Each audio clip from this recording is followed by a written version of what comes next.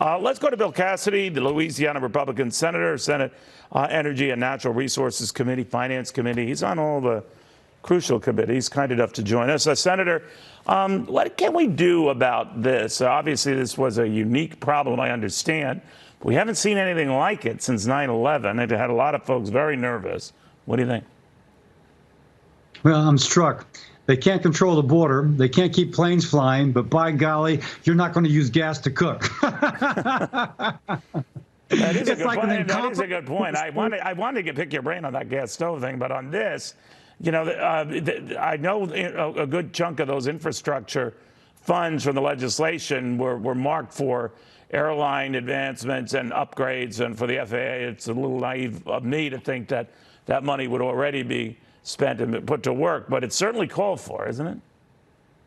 Every high-tech system should have redundancy, and the more important the system, the more redundancy should be built into it.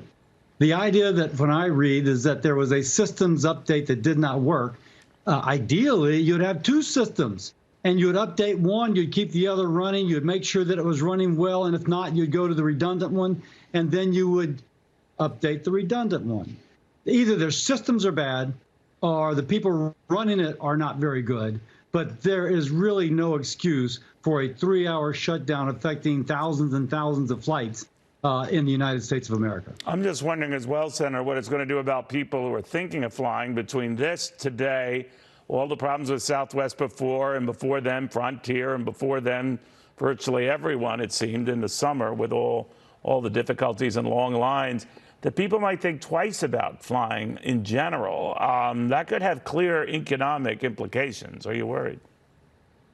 It could, but frankly, Americans have become so used to commuting by airplane. I imagine it would take a little bit more for this to happen. But on the other hand, this is an unforced error. There is no reason why the federal government should not have redundancy in their systems. Any CEO of a company that's well run would have had that, and those who don't end up getting rightfully criticized. The CEO of this company is Joe Biden. I think ultimately he's the fellow that the buck has to stop with him. All right, let's talk a little bit about this gas stove thing, because it's a bit of a leap to sort of ban their sales outright. And I'm just wondering what Republicans plan to do about that. Well, first, in Louisiana, we use gas to make roux for our gumbos and our etouffees. And so it actually does cook in a superior fashion, according to my wife, and she's the expert. But one of your interviewers, he pointed out that this is really a backdoor way to go after natural gas. Let's just strip it away. Let's just take away the childhood asthma kind of, yeah, right. No, this is their kind of, what can we do to inhibit the role of natural gas in our economy?